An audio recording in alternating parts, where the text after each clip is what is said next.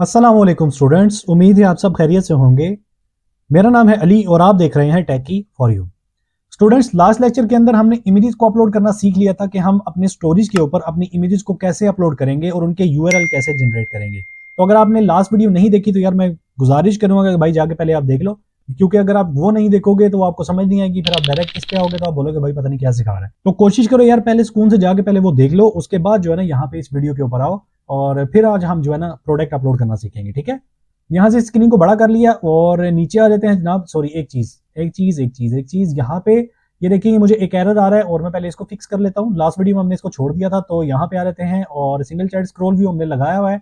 But मसला ये है कि मैंने यहाँ से कंटेनर को हाइट दी हुई है, तो यहाँ से इस कंटेनर की हाइट को रिमूव कर देता हूँ और यहाँ से इसको फिजिक्स में जो है ना ऐड कर देता हूँ। तो यहाँ से ना इसको मैं क्या कहता हूँ कि बाउंसिंग स्क्रॉल फिजिक्स आप ले लो। ठीक है, कि थोड़ा सा ना यार अच्छा सा लगे ना, मतलब जब मूव शुभ हो तो पता चले यार कोई चीज लगी हुई है।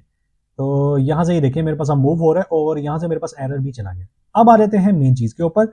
और सबसे पहले अगर आप यहाँ पे क्यूरी लगाना चाहते हैं कि आपकी जो टेक्स्ट फील्ड है वो खाली ना हो और ये इमेजेस खाली ना हो, तो वो आप इफ एल्स यहाँ पे हैंडल कर सकते हैं। ठीक है, इफ और यहाँ पे जनाब मेरी आप जाके अपनी क्यूरीज को लगा सकते हैं। एल्स में जाके आप जनाब मेरी ये जो भी ट्राई का आपका सिस्टम है ये पूरा कर ले, या अगर मैं ये लगाने बैठूंगा तो यार टाइम लग जाएगा। अगर आपने ये देखना हुआ कि कैसे लगाते हैं आप मुझे कमेंट लाजमी करिएगा, मैं उस पर भी वीडियो बना दूंगा, मसला नहीं। पर मैं अभी डायरेक्ट जो ना अपलोडिंग की तरफ जा रहा हूँ। अच्छा, यहाँ से ना मैंने इमेज को अपलोड करना सीख लिया था। ठीक है, और उसका यूआरएल जनरेट करना सीख लिया था। अब मैं क्या करूंगा, यहाँ से अपनी प्रोडक्ट आईडी जो है ना वो भी निकालूंगा। ठीक है, और यहाँ से इसको इंपोर्ट करेंगे हम। डन। और ये प्रिंट हम यहाँ से कट कर लेते हैं और ठीक है यहीं पे लगा रहने देते हैं, मसला नहीं।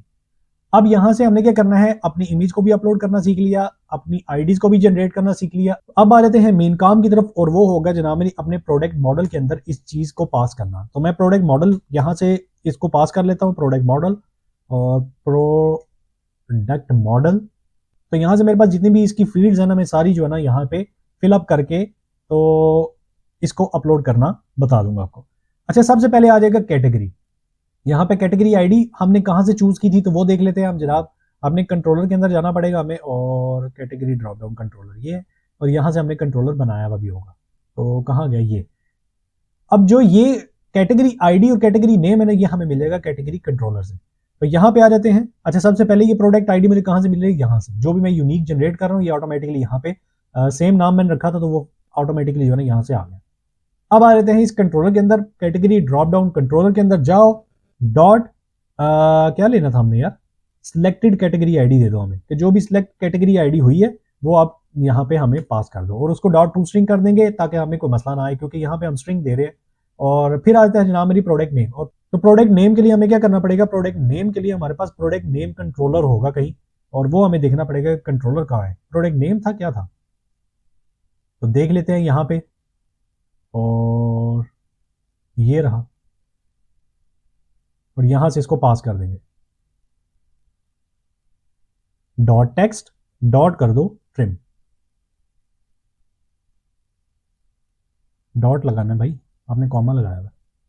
ले जी, यहां से हमने ये पास कर लिया। अब मेन चीज है हमें कैटेगरी का नाम भी चाहिए, तो कैटेगरी का नाम हम कहां से निकालेंगे, इसी कंट्रोलर के अंदर से निकाल लेंगे। तो यहां से मैं इसको बोलूंगा कैटेगरी कंट्रोलर के अंदर जाओ, डॉट सिलेक्टेड कैटेगरी नेम जो है उसको ले लो और डॉट क्या कर दो, उसको टू स्ट्रिंग कर दो। ठीक है, अब आ जाती है बारी सेल प्राइस की।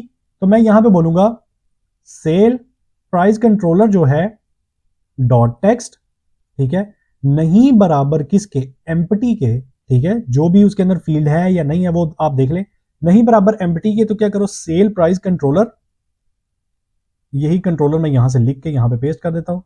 इसी को पास करो, डॉट उसका टेक्स्ट ले लो। ठीक है, डॉट उसको कर दो क्या, ट्रिम। एल्स क्या करो, एल्स आपने क्या करना है, उसको कर देना है empty. Okay okay okay okay, यहां पे आ जाएगा क्वेश्चन मार्क। डन। अब ये क्यूरी लग गई सेल प्राइस के ऊपर, क्यों, क्योंकि अगर वो कहता है बंदा यूजर जो भी है वो अपलोड करने वाला, वो कहता है कि भाई मैं आपको साथ साथ प्रीव्यू भी दिखा दूं, ये देखिए, अगर वो चेक करेगा तभी तो सेल प्राइस की फील्ड उसके पास इनेबल होगी। अगर वो कहता है मैंने सेल पे नहीं लगाना तो ये तो एम्प्टी जाएगी ना, तो हम क्या करेंगे, उसको एम्प्टी यहां से भेज देंगे। ठीक है, क्लियर। अब आ रही है यहां से फुल प्राइस की, तो यहां पे फुल प्राइस कंट्रोलर हम पास कर देंगे, फुल प्राइस कंट्रोलर डॉट उसका टेक्स्ट, डॉट उसको कर लो ट्रिम। अब आती है प्रोडक्ट इमेजेस, और प्रोडक्ट इमेजेस के लिए मुझे क्या करना पड़ेगा, अपने कंट्रोलर के अंदर जाना पड़ेगा। और मैं देखता हूं यहां से कंट्रोलर मैंने क्या बनाया था, और हमारा प्रोडक्ट कंट्रोलर, सॉरी ये रहा, ऐड प्रोडक्ट इमेजेस। तो यहां से हमें क्या होगा, यहां से हमें जितनी भी इमेजेस हैं सिलेक्टेड वो मिल जाएंगी। तो मैं यहां से बोलूंगा इसके अंदर जाओ, डॉट जो भी हमारी इमेजेस के यूआरएल है वो ले लें। अच्छा, सिलेक्टेड इमेजेस आपने नहीं सिलेक्ट करना, यहां पे मैं फिर आपको बता रहा हूं क्यों, क्योंकि सिलेक्टेड इमेजेस हमने यहां से देखें, ये पास करवा के तो अपलोड तो करवा लिया है। अब हमें क्या रिक्वायर्ड है, उसके यूआरएल जो हमें यहां से मिल रहे हैं, ठीक है। तो हम सेम टू सेम यहां पे उसको कॉपी पेस्ट कर लेंगे। तो यहां से मैं उसको बोलता हूं जनाब ARR इमेजेस यूआरएल हैं जो आपको अपलोडिंग के बाद मिलेंगे। ये देखें, आप कंट्रोलर के अंदर आए तो नीचे आके ये देखें ये क्या रिटर्न कर रहा है जनाब, ये क्या रिटर्न कर रहा है यहां से इसको इमेज यूआरएल, और यहां पे क्या ऐड कर रहा है, इमेज यूआरएल के अंदर उसके यूआरएल, तो जो अपलोड होने के बाद हमें मिलेंगे, ठीक है। तो यहां पे आ रहते हैं delivery controller, delivery time controller dot, उसको भी कर लो आप क्या, टेक्स्ट डॉट ट्रिम कर लो, ठीक है।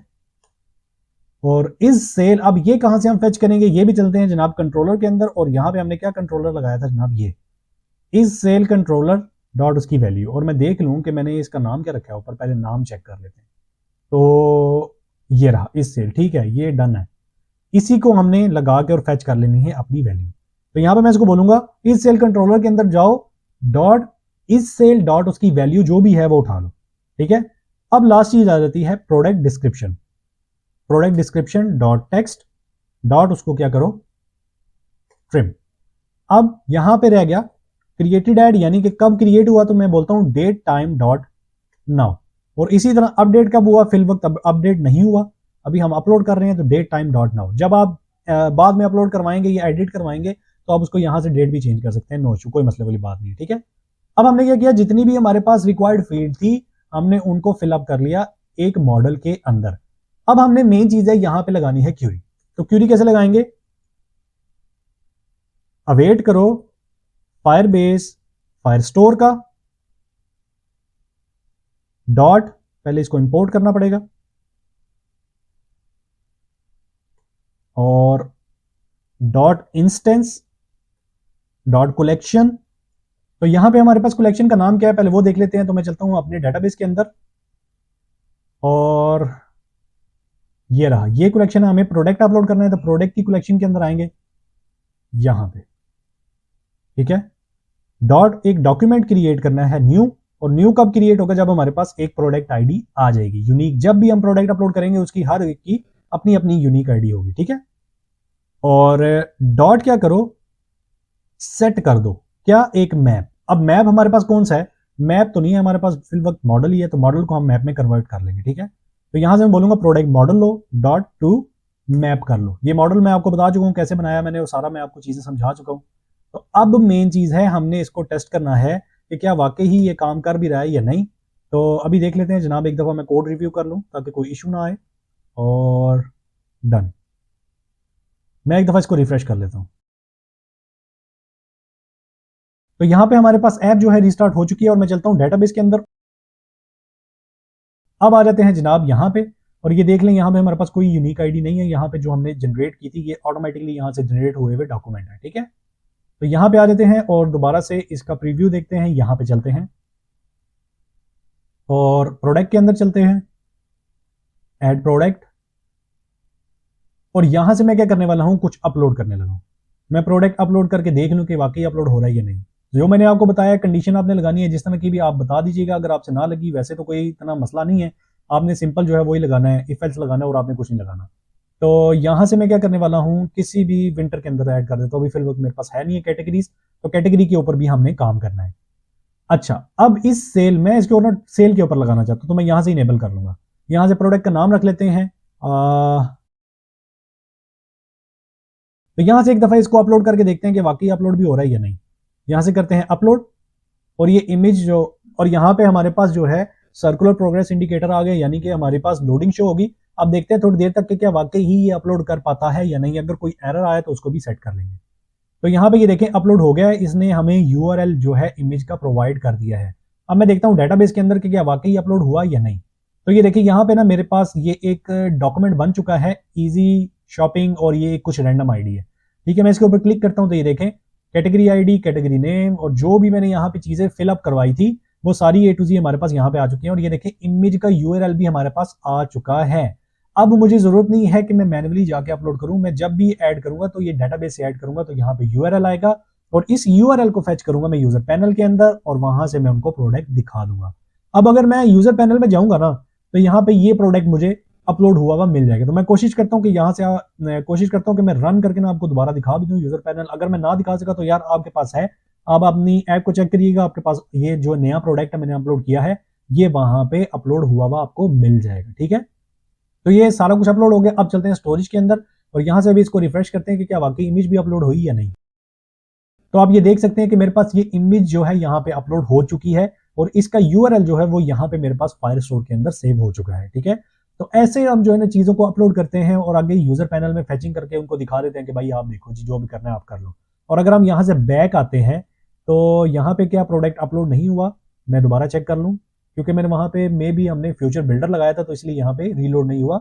रियल टाइम में अगर हम स्ट्रीम बिल्डर लगाते तो ये रियल टाइम में हमारे पास फैचिंग हो जाती। ठीक है, तो ये देखिए मेरे पास अपलोड हो चुका है और इसकी कैटेगरी आईडी हमारे पास यहाँ पे आ भी रही है। ठीक है, तो मुझे उम्मीद है यार ये लेक्चर आपको पसंद आया होगा और समझ भी आया होगा। तो इंशाल्लाह मिलते हैं अगले लेक्चर के अंदर।